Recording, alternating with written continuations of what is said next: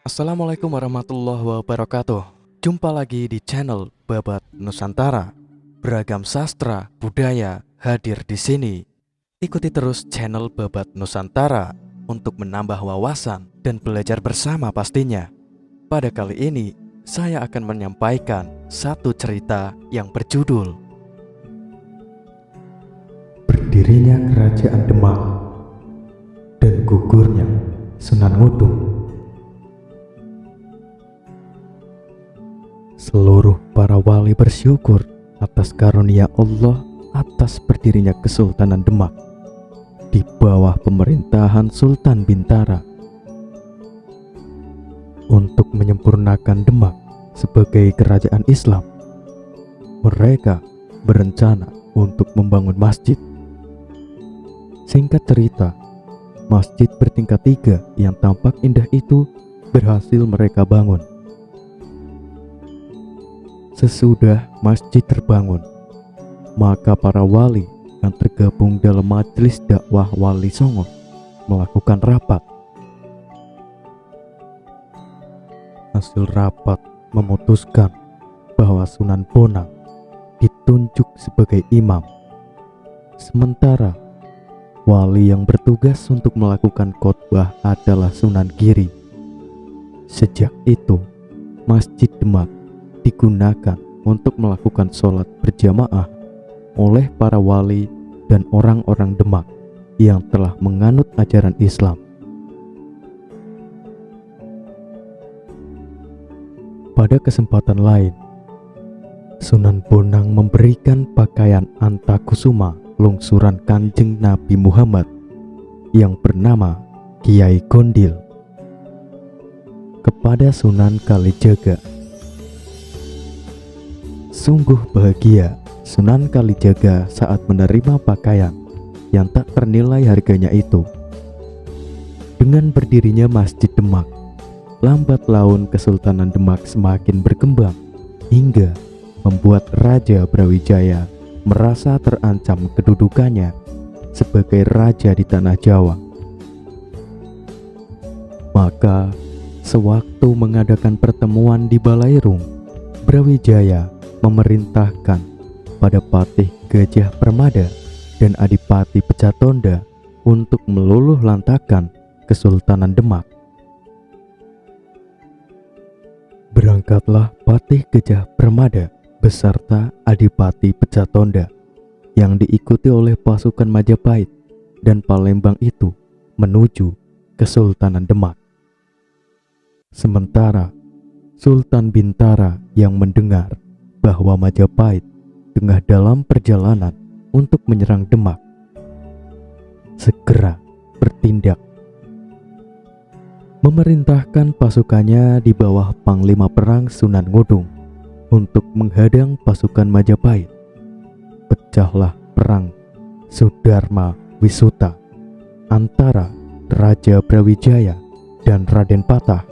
Dalam perang itu, Sunan Ngudung berhadapan dengan Adipati Pecatonda.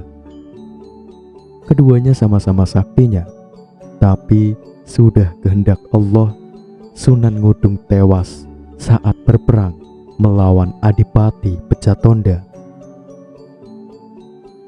Usai membunuh Sunan Ngudung, Adipati Pecatonda ngungun dalam hati, seperti dihadapkan pilihan Simalakama. Ia dalam kebingungan terus berperang melawan Demak, yang artinya memenuhi perintah Raja Brawijaya atau menghentikan berperang karena melawan Sultan Bintara, kakaknya sendiri. Hingga muncullah suatu keputusan, ia yang tak lagi berpihak pada Majapahit atau Demak itu kembali ke Palembang beserta pasukannya. Bukan hanya Adipati Pecatonda yang ngungun hatinya, Sultan Bintara pun demikian. Ia sangat berduka atas gugurnya Sunan Ngudung. Namun sesudah Sunan Ngudung dimakamkan, ia mengambil keputusan untuk menyerang Majapahit dengan jumlah pasukan lebih besar lagi. mencium warta kalau Demak akan menyerang Majapahit. Patih Gajah Permada, pasukan beserta istana Majapahit musnah bersama Raja Brawijaya. Maka ketika pasukan Demak telah sampai di telatah kota Praja Majapahit, hanya menemukan Ratu Darawati yang telah menganut ajaran Islam. Oleh Sultan Bintara, istri Brawijaya itu dibawa ke Demak.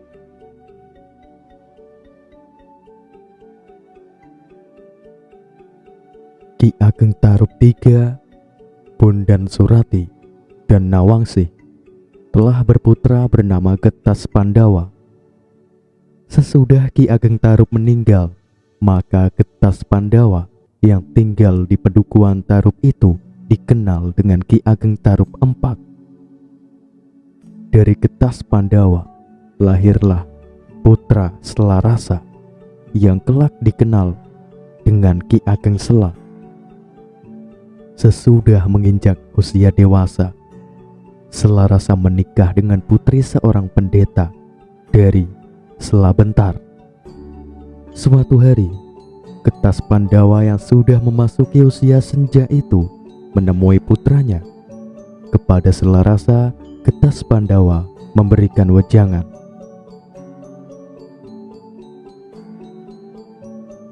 "Anakku Sela, hendaklah kau harus berhati-hati di dalam menjalani hidup di dunia ini. Kau harus waspada pada godaan iblis. Kau pula harus suka bertapa.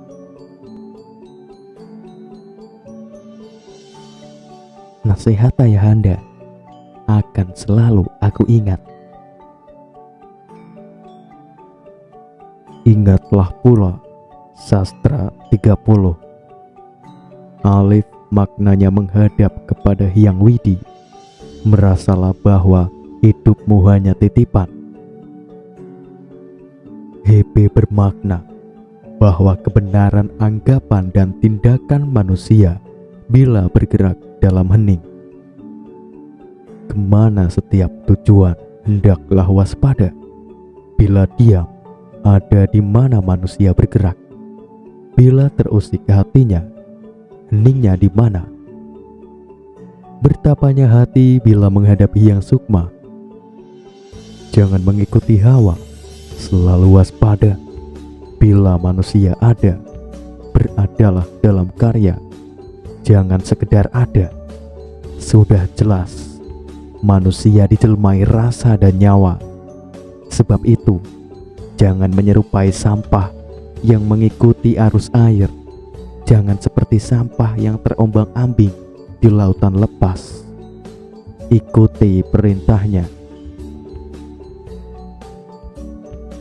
Selain alif dan hebe, aksara apalagi yang mengandung ajaran mulia bagi dan berguna dalam hidup Ananda ayah?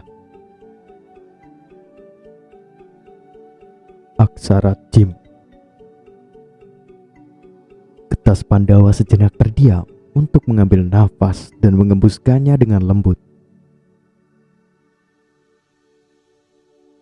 Mengandung ajaran bahwa manusia dikaruniai panca indera.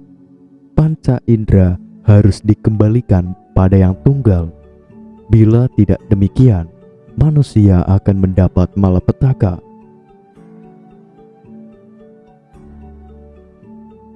Selanjutnya Ananda, aksara apa ayahanda?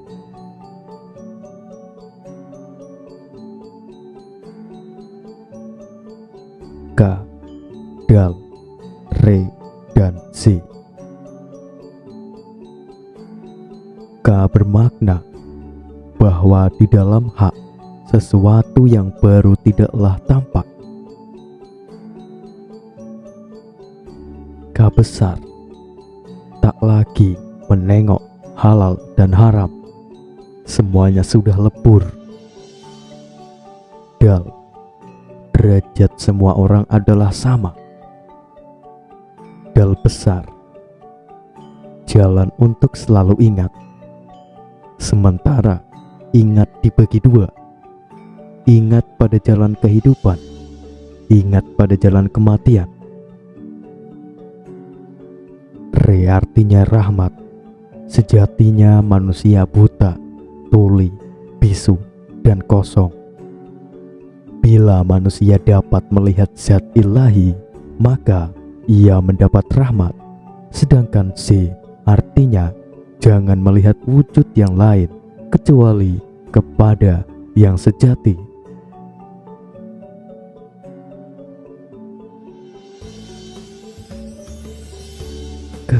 Kenapa terdiam ayahanda? Tanya Selarasa. Lanjutkan petuahnya, Ananda. Sangat suka menyimaknya. Ketahuilah makna dari aksara-aksara selanjutnya, Ananda. Aksara Sa artinya syarat untuk mengetahui diri sendiri. Sat, segala rupa tak bisa diceritakan dan tak perlu dipedulikan. Lat, sesuai yang sudah hanyut di dasar samudra, tak bisa diduga. T, tabah atas cobaan Tuhan hingga manusia merasa tak punya suatu apa. Le, menjalankan perintah Tuhan agar manusia memiliki kelebihan. Ngain, berkarya tak perlu dipamerkan, tenang dalam laku dan pembawaan. Ain, memegang hadis dan dalil, tak bisa dipisahkan keduanya.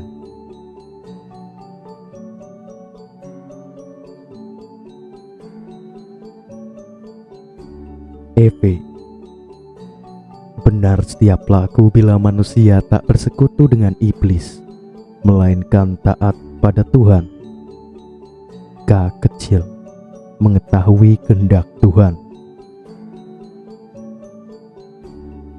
K besar, menerima kasih Tuhan.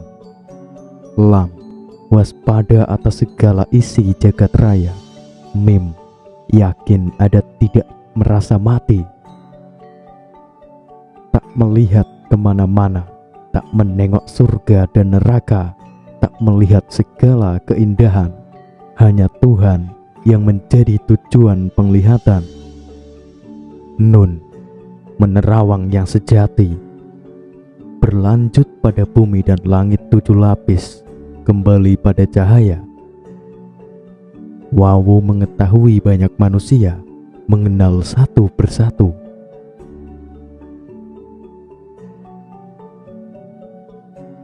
Selanjutnya selalu bersatu dan tak pernah terpisahkan.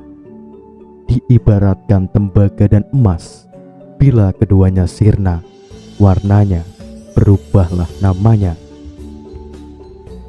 Lam alif, berlindung dan beriman pada Tuhan sebagai jalan utama untuk menuju yang sukma. Ambiah, telah berkumpulnya nabi, wali, dan mukmin. Ya mapan, menetap, dan sumarah adalah kenyataan. Tidak ada yang lain lagi. Karenanya Ananda, amalkan apa yang telah aku wejangkan kepadamu. Pesan ayahanda akan aku amalkan.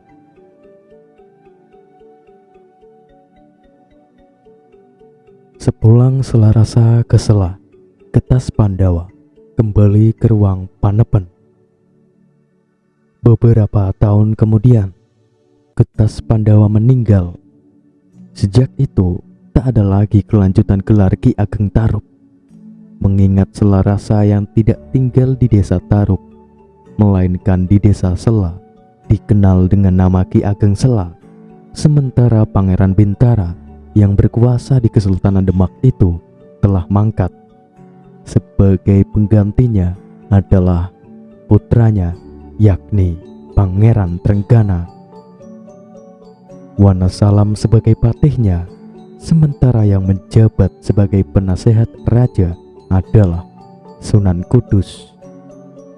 Dikisahkan tentang keturunan Raja Brawijaya, yakni Kebu Kanigara dan Kebu Kenanga.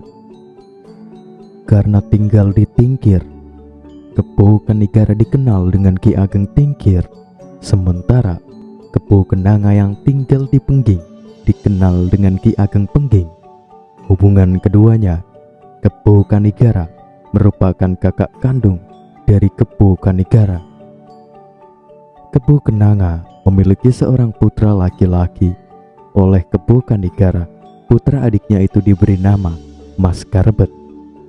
Beberapa tahun kemudian, Kebu Kanigara meninggal. Sewaktu meninggal, Kebu Kanigara tidak meninggalkan putra.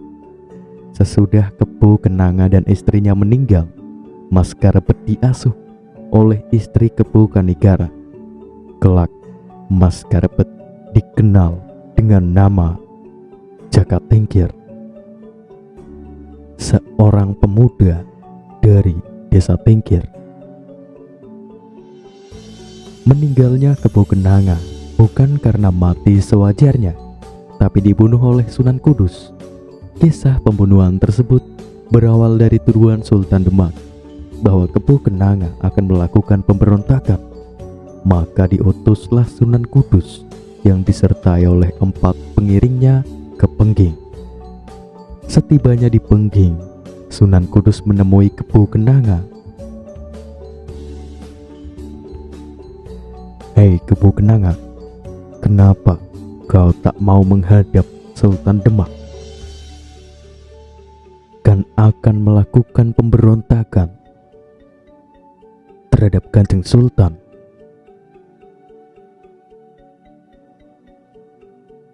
"Bagaimana hamba akan melakukan pemberontakan terhadap Demak, Kanjeng Sunan?" Kebu Kenanga menjawab tenang, "Pengging bukan bawahan Demak. Pengging daerah Perdikan Majapahit."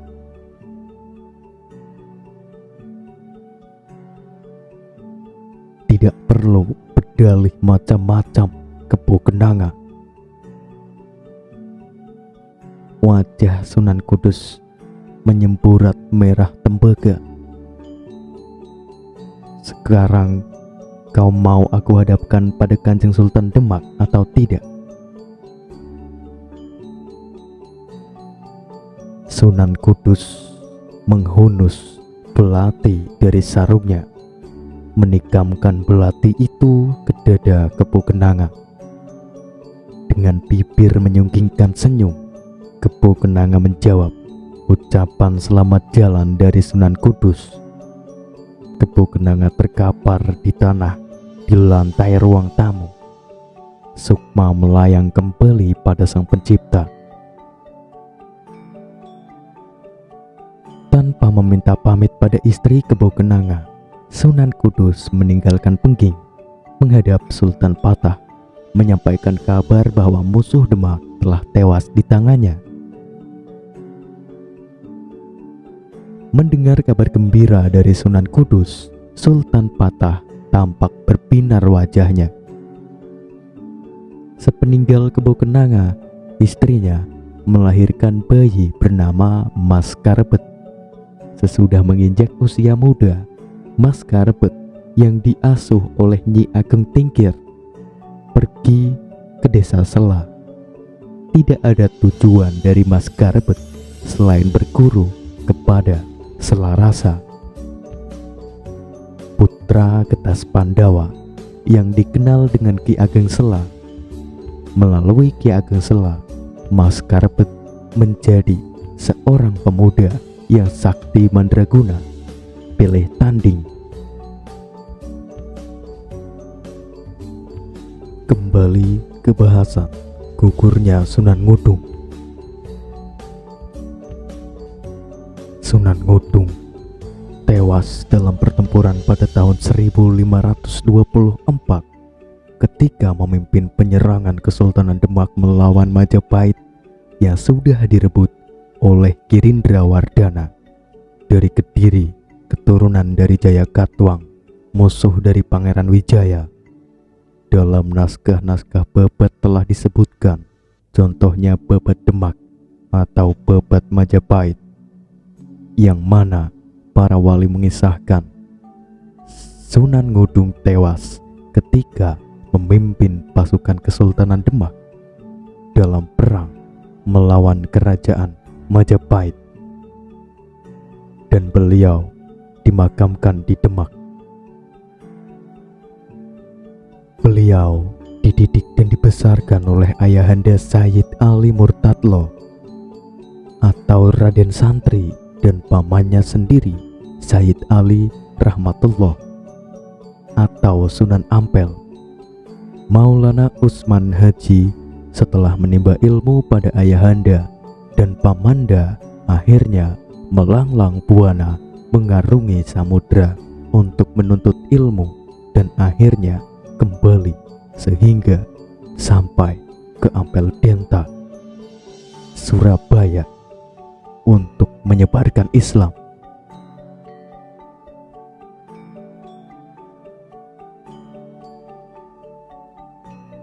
Maulana Usman Haji adalah seorang yang pandai berperang. Oleh karena itu, oleh Maulana Rahmat Ali Rahmatullah atau Sunan Ampel merekomendasikan kepada Raja Majapahit untuk menjadi pelatih tentara Majapahit.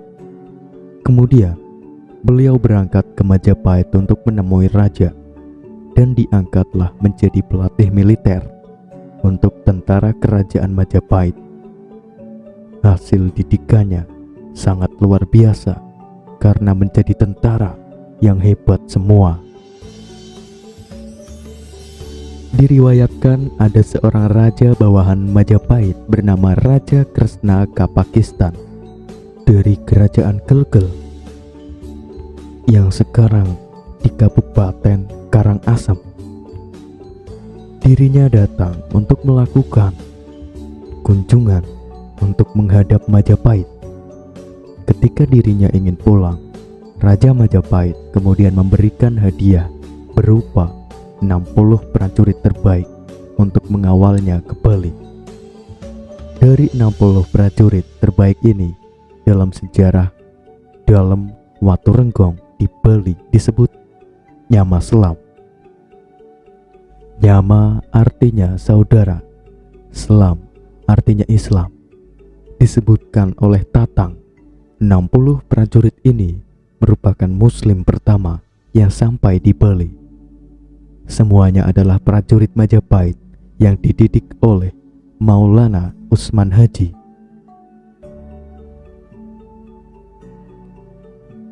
Kemudian terjadi pemberontakan di Majapahit yang terlebih dahulu diserang oleh Prabu Girindrawardhana pada tahun 1478 dan 1498 dari Keling, Kediri.